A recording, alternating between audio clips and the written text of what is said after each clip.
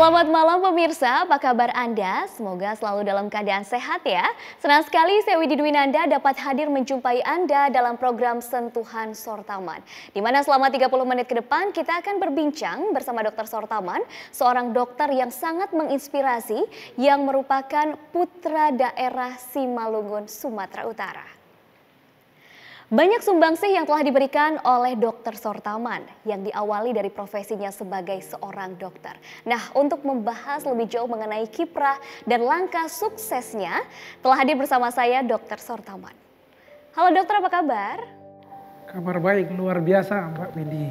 Oke, kabar baik, begitu luar biasa nih pemirsa. Nah, kita akan mengetahui langkah sukses dari Dr. Sortaman. Tapi sebelum kita bicara mengenai kesuksesan, tentunya ada sebuah perjalanan awal yang harus dilalui oleh Dr. Sortaman. Bisa diceritakan nggak sih seperti apa perjalanan awalnya sehingga dokter menjadi seorang dokter? Saya ingat itu saya kelas 3 SD. Pada saat itu di kampung kami ada musim kemarau yang panjang. Dan karena musim kemarau yang panjang, pada saat itu berjangkit penyakit yang pada saat itu disebut namanya kolera. Yang sekarang dikenal dengan nama muntaber. Ya. Pada saat itu beberapa orang terjangkit penyakit kolera tersebut dan menelan korban. Ada beberapa orang yang meninggal. Setelah itu, 1 minggu kemudian, pihak dinas kesehatan dari kabupaten berkunjung ke sekolah kami. Dan pada saat itu kami diberikan penyuluhan dan ada suntikan-suntikan imunisasi. Sejak saat itulah saya berpikir, sebenarnya kami warga yang ada di kampung itu yang tidak tahu pengetahuan tentang kesehatan, membutuhkan dokter. Sehingga saya pada saat itu berniat sekali pengen jadi dokter sehingga tidak banyak orang yang menjadi korban. Dokter ini berasal dari keluarga yang memiliki keterbatasan ekonomi ya. Kedua orang tuanya berprofesi sebagai maragat tadi disebutkan. Tentunya ada perjuangan yang begitu luar biasa dalam menimba ilmu, terutama dalam hal pembiayaan. Seperti apa nih? Bisa diceritakan perjuangannya? Ya memang kalau orang tua dulu profesinya ya itu namanya di kampung kami disebut namanya maragat. Ini adalah profesi pembuat gula aren. Jadi memang dengan keterbatasan ekonomi, saya harus siap berjuang ekstra untuk itu. Dan satu hal yang membuat saya jauh bersemangat selalu adalah memang dorongan-dorongan daripada orang tua saya. Walaupun mereka bukan berasal dari kalangan terdidik atau berpendidikan, tapi mereka mungkin punya pengalaman-pengalaman atau kesan-kesan dengan orang yang sudah bersekolah gitu. Sehingga setiap hari, setiap waktu selalu memotivasi kami anak-anaknya, saya juga, supaya tetap bersekolah ataupun belajar keras begitu. Jadi dengan keterbatasan ekonomi itu kalau dibarengi dengan motivasi atau semangat belajar yang bagus, ya ternyata kita bisa berprestasi di sekolah dan punya semangat yang ingin melanjut ke tingkat pendidikan yang lebih tinggi terus. Dan pada akhirnya ya ternyata bisa berhasil, puji Tuhan. Oke, Dokter Sortaman bilang bahwa butuh usaha yang ekstra keras. Entah itu dari dukungan orang tua dan juga diri sendiri juga harus punya motivasi yang begitu kuat gitu. Usaha keras yang seperti apa yang sudah dilakukan oleh Dokter Sortaman? Tentunya pertama dalam hal disiplin diri dalam belajar, disiplin diri tidak ikut pergaulan yang menjerumuskan atau menyimpang, sehingga kita tetap konsisten di dalam semangat belajar mengejar cita-cita itu. Kemudian yang kedua juga dalam hal membantu menopang biaya. Tentunya saya tidak bisa berpangku tangan hanya menunggu kiriman dari orang tua, tetapi saya juga harus ikut bekerja. Jadi saya waktu kuliah di Fakultas Kedokteran itu, sejak awal perkuliahan sampai selesai perkuliahan saya ikut bekerja juga. Sebagai apa kalau boleh diceritakan? Oh, itu kebetulan dulu saya profesi yang saya ikuti adalah mengajar di bimbel, bimbingan belajar. Oke. Banyak yang tentunya bangga dengan keberhasilan Dokter Sortaman saat ini. Support-support apa yang telah didapatkan? Kalau support ya Selain dari orang tua tentunya, dokter. ada juga banyak teman-teman saya yang punya kondisi yang hampir sama. Dan mereka juga bertarung dengan semangat-semangat yang membaja begitu. Jadi memang yang saya rasakan adalah saya itu kuliah sambil bekerja dan berada pada lingkungan yang tepat. Kenapa saya katakan yang tepat? Saya bertemu dengan orang-orang yang hampir sama kondisinya dan sama semangatnya di dalam meraih cita-cita itu. Jadi saya tidak terlena. Saling memotivasi ya. Saling dan saya tidak terlena melihat teman-teman mahasiswa yang hanya dari rumah mengandalkan orang tua, ke kampus, menunggu kiriman, habis itu belajar, ujian. Jadi kami harus ada semangat ekstra lah untuk mempersiapkan dan juga mencari biaya di dalam perkuliahan. Sekarang yang saya tanyakan adalah ketika sudah berhasil menimba ilmu, lalu berhasil menjadi seorang dokter, awal karirnya seperti apa sih pengalamannya? Oh, jadi pada saat itu setelah saya tamat jadi seorang dokter, saya dari Medan itu berangkat ke Jakarta. Kenapa saya berangkat ke Jakarta? Karena dulu penempatan daripada dokter itu semuanya terpusat di Jakarta. Ya. Jadi untuk lebih dekat dengan pusat informasi di Jakarta, maka rata-rata kami lulusan dokter dari daerah itu berangkatnya ke Jakarta. Nah, di Jakarta itu menunggu ada penempatan ke puskesmas, maka saat itu saya magang-magang di klinik 24 jam maksud saya. Nah, jadi pada saat itu saya menjadi dokter di klinik 24 jam. Dan pada saat itu saya melihat bagaimana pelayanannya, bagaimana kira-kira harapan ataupun keinginan daripada masyarakat gitu ya. Akhirnya setelah saya melihat perjalanan itu, dalam hati saya terbesit satu niat untuk membuka klinik yang akan saya desain, saya setting gitu sesuai dengan yang diharapkan oleh masyarakat. Berhubung karena pada saat itu juga kami para dokter yang menunggu antrian penempatan lama, saya lebih daripada setahun nunggunya. Wow, lama sekali ya. Sehingga saya terpikir juga membangun klinik dulu sebelum saya ditempatkan. Oh iya. Jadi dengan bantuan daripada teman-teman dokter, akhirnya saya membangun sebuah klinik. Dan setelah saya bangun klinik ini klinik berjalan. Dan pada saat itu sayalah menjadi dokter utamanya. Itu tahun berapa? Itu tahun 97. Wow, 97 itu klinik pertama yang dibangun oleh dokter. Jadi sayalah dokter utamanya. Barangkali karena saya berasal dari keluarga yang kurang mampu dan perjuangan yang begitu alot untuk bisa panjang membuat jadi seorang dokter.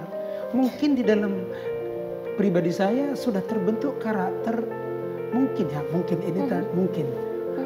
menurut pasien itu karakter melayani.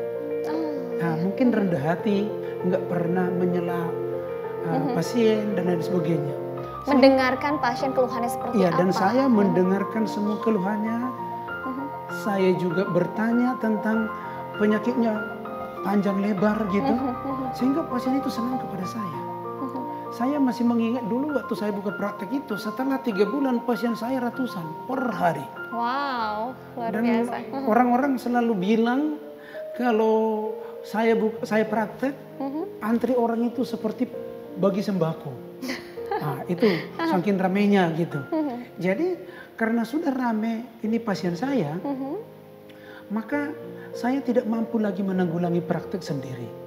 Saya memanggil teman-teman untuk membantu.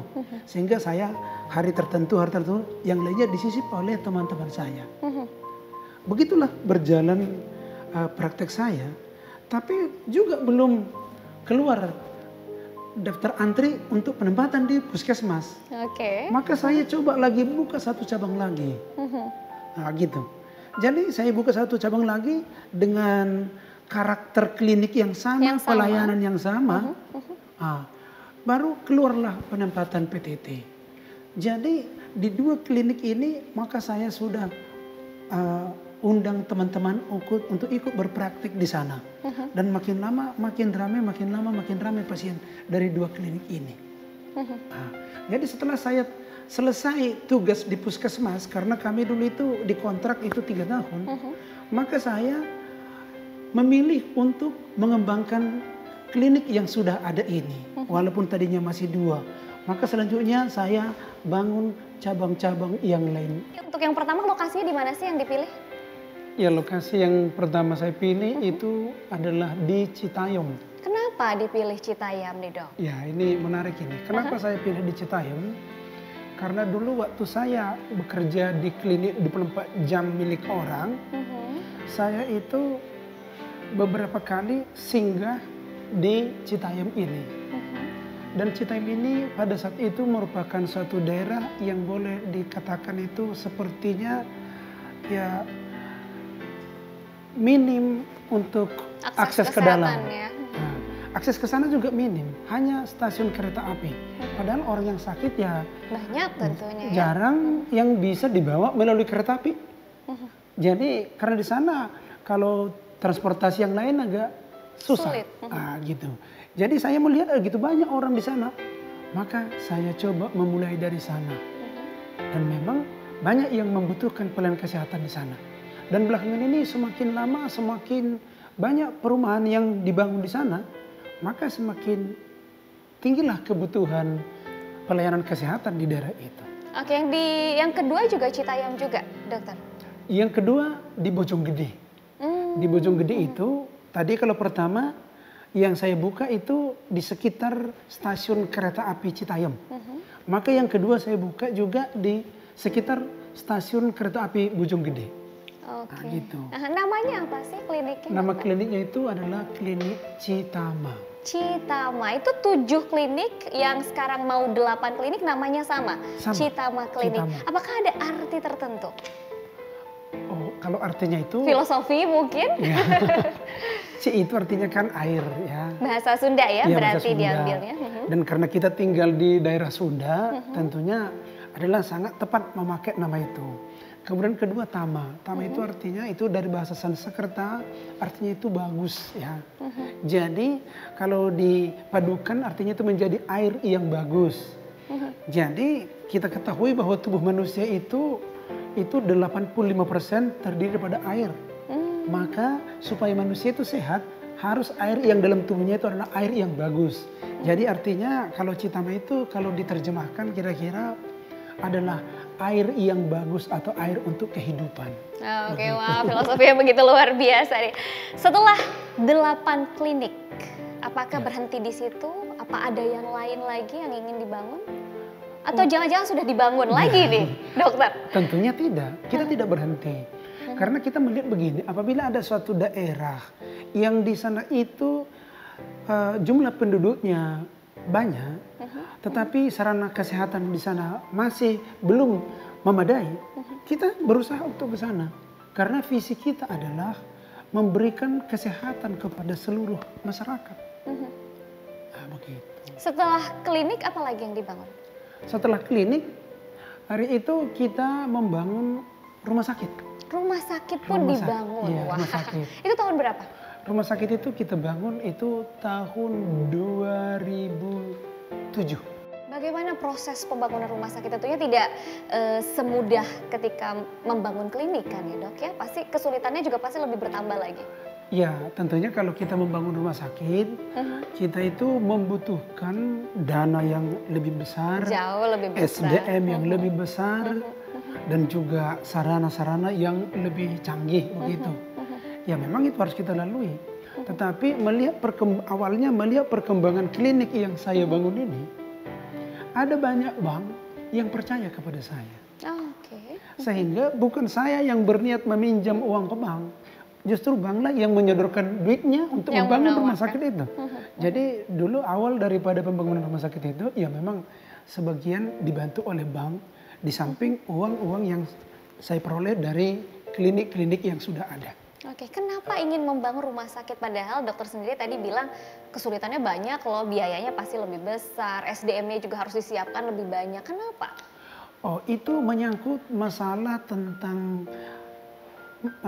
pelayanan kesehatan di Indonesia. Yang lebih luas lagi. Yang lebih luas. Begini, sampai sekarang tidak gampang untuk merujuk pasien dari klinik ke rumah sakit tertentu.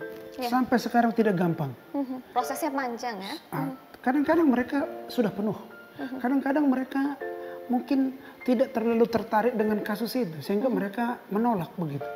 Jadi dari beberapa klinik kami yang sudah punya itu, kami sangat kewalahan untuk mendapatkan rujukan untuk penanganan yang lebih intensif. Jadi oleh karena itu, kami memutuskan, manajemen kami, kita harus bikin rumah sakit. Kita harus bangun rumah sakit. Sehingga pada saat itu, ya dengan upaya, dengan kerja keras, kami harus membangun sehingga pasien yang kami dapatkan dari klinik-klinik ini yang butuh rujukan, mendapatkan akses yang lebih dapat akses langsung ke rumah sakit. Jadi kami tidak lagi melayani pasien, tapi kami nggak bisa menjamin ini bisa dirujuk atau tidak bisa dirujuk karena kami sudah punya rumah sakit rujukan. Begitu. Oke, berarti semata-mata untuk kepentingan pasien itu sendiri Ya ya? tujuannya itu. Oke, ini kan membangun klinik, membangun rumah sakit, bisa dikatakan bahwa selain menjadi seorang dokter, Dokter Sortaman juga sudah terjun ke dunia usahanya nih. Ya. Kedepannya mau seperti apa nih, dokter? Ya sebenarnya kalau namanya profesi itu sama saja. Apakah dia jadi dokter, apakah dia itu jadi pengusaha. Tetapi saya lihat begini, kalau saya bertahan jadi seorang dokter, saya hanya bisa melayani sejumlah pasien saya yang bisa saya layani praktek. Tapi kalau saya buka sarana pelayanan kesehatan yang lebih banyak, ada banyak masyarakat yang terlayani, sekaligus juga ada banyak dokter yang punya tempat bekerja. Sehingga sekarang kita bisa mempekerjakan begitu banyak dokter yang sudah tamat dari perkuliahan, bisa kita tampung sehingga mereka juga tidak kesulitan mencari lapangan pekerjaan.